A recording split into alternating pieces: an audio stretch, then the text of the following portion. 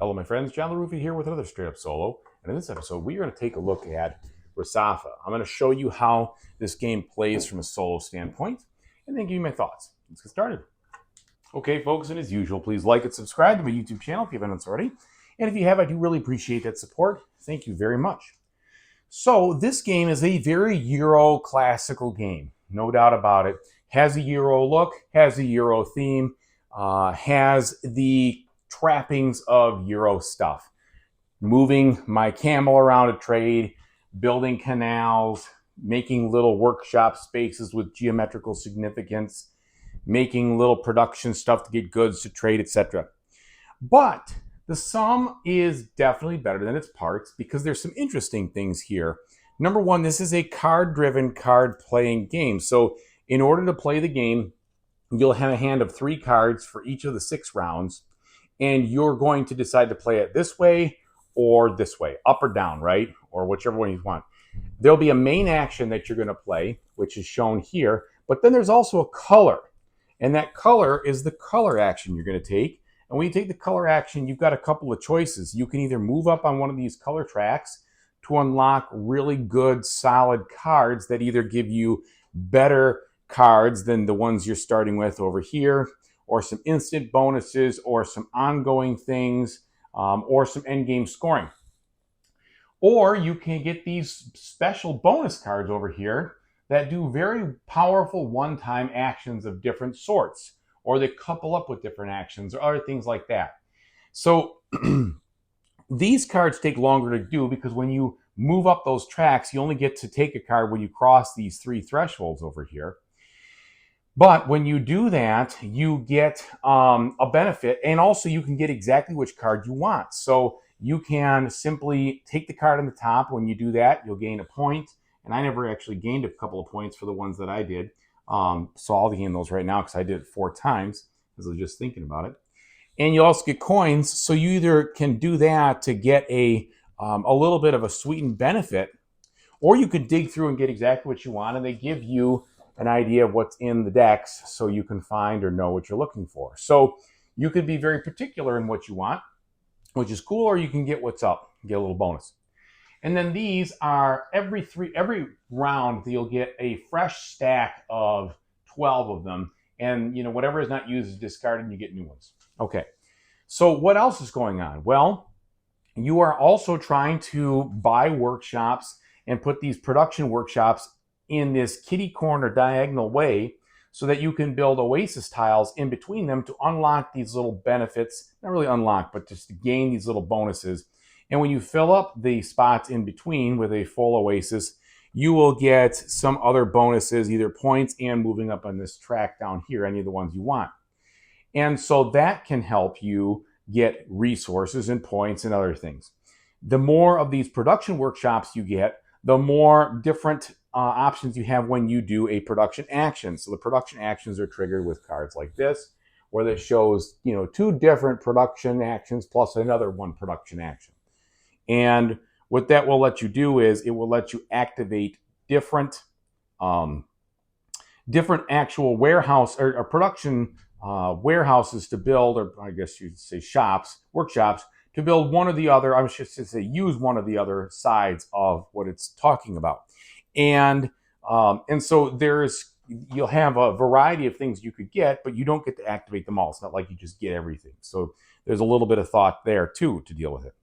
Then there's this trading aspect where you're basically going to have some kind of camel capacity.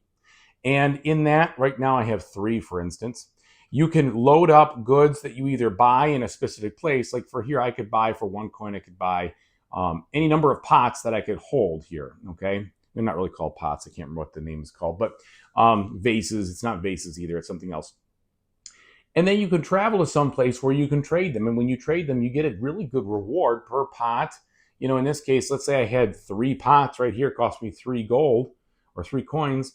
I have to pay the travel costs to get around here. But once I could just go right here and I could get 2 coins and 2 points for each of those that I trade.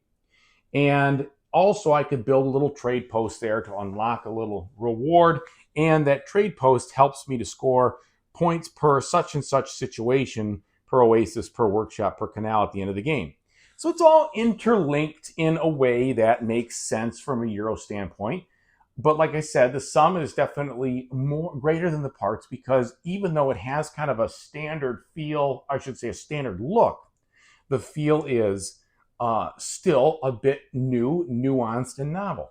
Now, the other thing I didn't talk about here are these canal tiles. When you build the canal tiles, you'll get points associated with the board that you cover, so they're a decent source of points.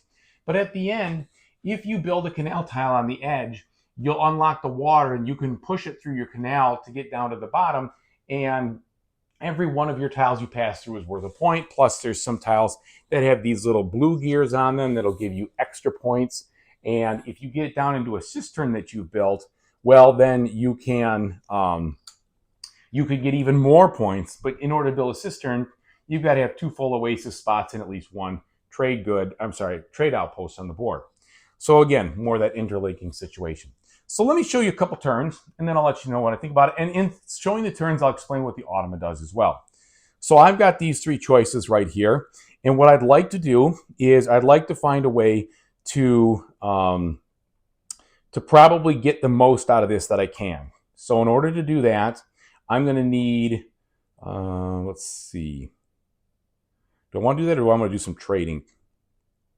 I might want to do some trading. The only thing with the trading is that I can't really, no, I could kind of pull some of this off. So the thing with trading is you can't buy and sell in the same turn. So I couldn't buy all those pots, go to that spot, and then sell it. And since I only have 1 trade card, and this is the last round of the game, I'm not going to be able to do much about that. So what I'll do instead is I'll take like a little partial trade action where I'll show you.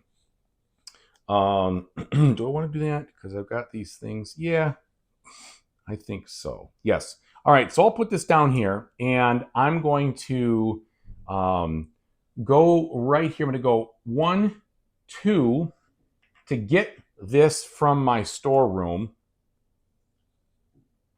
and then head back out. It's a weird little rule that when you go in and go out, you only pay this coin once. Every time other ones you have to pay, every time you cross it. But that would effectively cost me just 2 coins. And then I could trade it, get my 2 coins back, and get 3 points. Now that's not that great of a reward, but I wanted to demonstrate it. The reason it's not that great is because I didn't really have a lot to trade. If I had a whole load of those, that'd be a whole different story. But then I get to flip this around. And also, if I had bought, I would have gotten an instant bonus I could have used there, but I didn't buy. So I flip it around, and it changes this up. And then for a stone and a coin, I can build here. So I'm going to spend another stone and coin, and I can build a little trading post here. What that will do is give me one of these, which I can put in any one of these spots to get bonuses at the end. Well, I have 1, 2, 3, 4, 5 of these workshops, so I might as well make them worth 1 point apiece. Get some more, so get some extra stuff, right? Okay, so that's my turn. Now, how does the Automa work? The Automa has a deck of 7 cards, and it's quite simple. You flip over the card. It has an arrow that points to an action. That arrow also will point to a spot on the card that will correspond to that color action. The bot does not score. All the bot is doing is modifying the board and basically changing things up, getting presence on the board, getting these tiles to switch, moving some of these cards around, taking some of these cards, and blocking spaces with their own canals. This is a beat your own score game, okay? So even though you've got this Automa and everything else, it is still just a beat your own score. And the minimum score to win is, at least according to the designer, is about 150. That's an okay score, okay?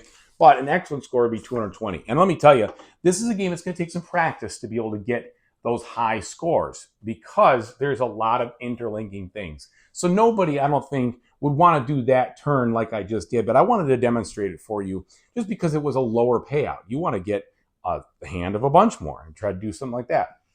Anyway, so let's go ahead and see what he's doing. He's pointing over here, and what that means, he is going to take a provisions action, okay? And the provisions action he is going to take is going to be related to, let me see. It should be related to what his upper thing says, I believe. Hold on. He hasn't taken one of these in a little bit. So provisions, if the arrow is pointing this action, the marker is moved 2 spaces along the color track to determine which is moved. Okay, so it just does, that's right. It's this one right here that tells you what it's going to do. It's going to go 2 spaces on the track that has an equal, which means moved along the track that matches the color of the action of the arrow. And in this case, it would be that white color. And so it's going to move 2 spaces, okay? 1, 2. So that's the provision action. It's also going to remove this card over here because this triggers, and it's going to take this card away and advance that. And that's it. That's all it's going to do. Now it's back to my turn.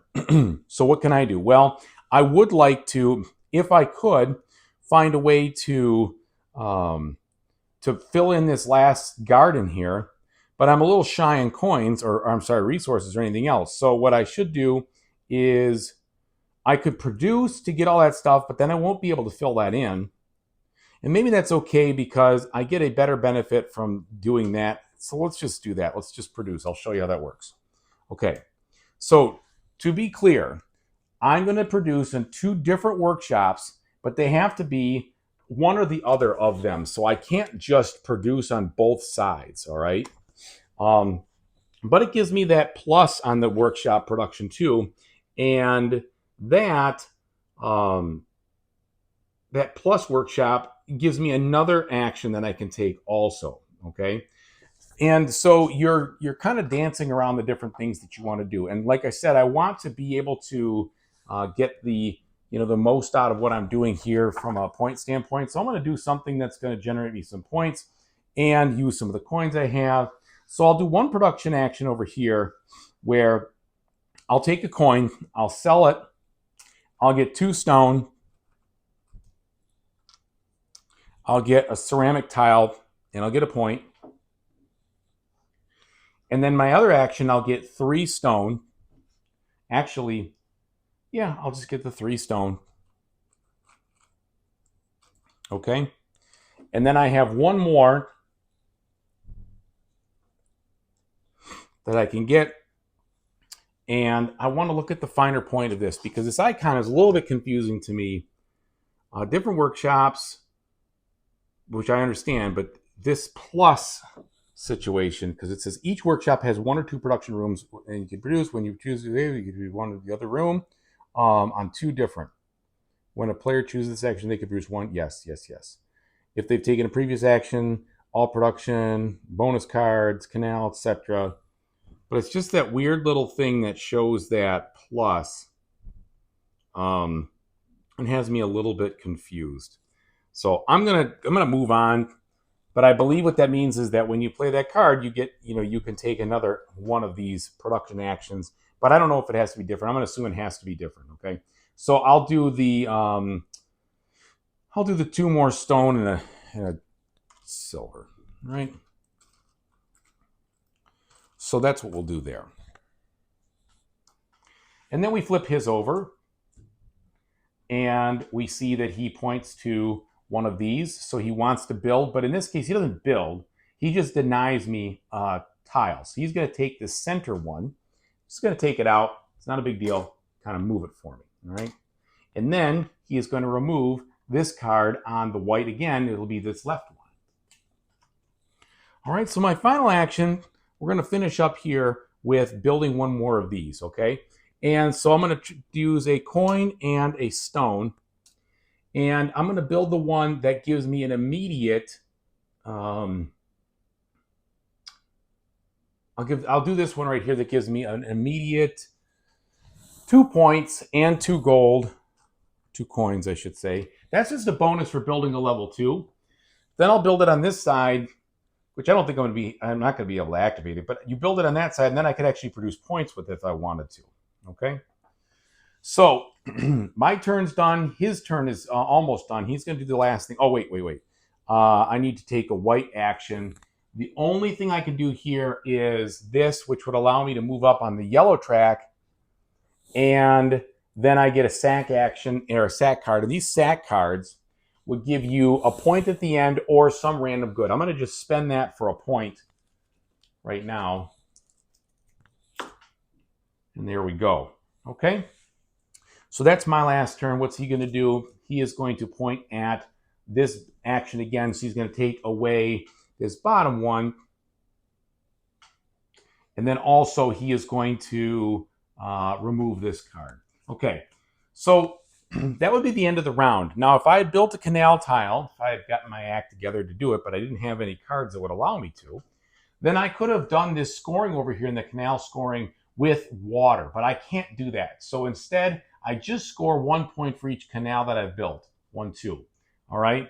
And but let's pretend I did, just so you could see what would happen. Let's say I built this over here. I would have built this at this time, and then I would have been able to flow the water, and I would have gotten 1, 2 points, plus 1 would be 4 extra points, plus I would have kept this water cube, which I've got some endgame scoring on that would have modified it. But as it is, I didn't get that done. It's a very, very constrained game. You know, you've got 6 rounds, 3 actions a round, basically 18 turns. And if you spread out trying to do all sorts of stuff, well, you're going to probably not get the greatest point amount. So like any good Euro, focus is key, right? So anyway, let me tell you what I think about it. So Resafa is one of those games that has, like I said, I can't say it enough. It seems like it's greater than the sum of its parts. It's a really tight game, a very constrained feeling game, and a very rewarding one to do well at. It is not easy to pull off big scores. It's not just a point salad thing, even though it kind of seems like, oh, I get points for this, get points for that. You have to really work to get those good points to make those synergistic effects. You know, like that trading action I showed you was really weak, right? That doesn't make a lot of sense to do. But with the way the cards in the decks are, if you don't start unlocking some of those better cards, the yellow ones, you're going to be kind of forced into taking some actions because it's like, well, I don't have the action I really want right now. So to get an action or card that has a question mark in it that allows you that flexibility, really strong, really helpful. And that's the thing that's fun about the game. The choices you make, you put into your hands some very powerful options of what to do. And so with a focused agenda on what you're trying to do, and a focused strategy, you can really do well. And I just think it's really, it's very intriguing and very fun because of that. It is a game, you know, the beat your own score is perfect for a type of game like this in my mind, because what I'm doing and what I'm working on is all up here into my discipline up here, right? It's not being distracted by all the other things that could be going on. It's making a plan and focusing on it. And that's why I think in this case, this is a very strategic game versus a tactical one. Sure, the bot's going to remove this or that or other things for you a little bit here and a little bit there. But your strategy is something you can focus on strongly throughout the game to try to make it work and to have kind of like a B plan when your A plan gets sidelined for a minute. Just a lot of really solid strategy can go into playing this game and playing it well. And so for that reason, I really enjoy it. I think it's a really good game. It's funny because it's just, I don't know, it definitely feels like they could have sharpened up the theme or sharpened up some other stuff. I don't even know. Maybe it's just because I've played so many Euro games. But I don't care about the theme. That's my point. I really could care less because the gameplay is that good. And it's that interesting and tight and constrained that I think you're going to get something there that you really want. Sorry, that was my food dehydrator making some delicious. Anyway, well, all right. The point is I really, really appreciate this design. It's very cool. I'm glad I have this game, and I'm going to play it a lot. I want to see my score. I want to start to really kind of master this one. This is one of those games that kind of like thumps me to say, I know you can do a lot better than that. I know you can do a lot better than that. And that is fun. That's fun for me. Of course, I'm a huge fan of Euro games, so you're going to know that I'm going to like a game that's heavily Euro, right? But this one in particular, because it's a very strategic game, it pushes me to think smarter, think harder, and do better next time. So I hope this is an informative review. I did spend a little bit more time on the game play because I wanted you to kind of see how it looks versus just explaining it in broad strokes. So anyway, thanks so much for watching. I really appreciate it. And whatever you do in the future, I really hope you have a fantastic time doing it. Take it easy.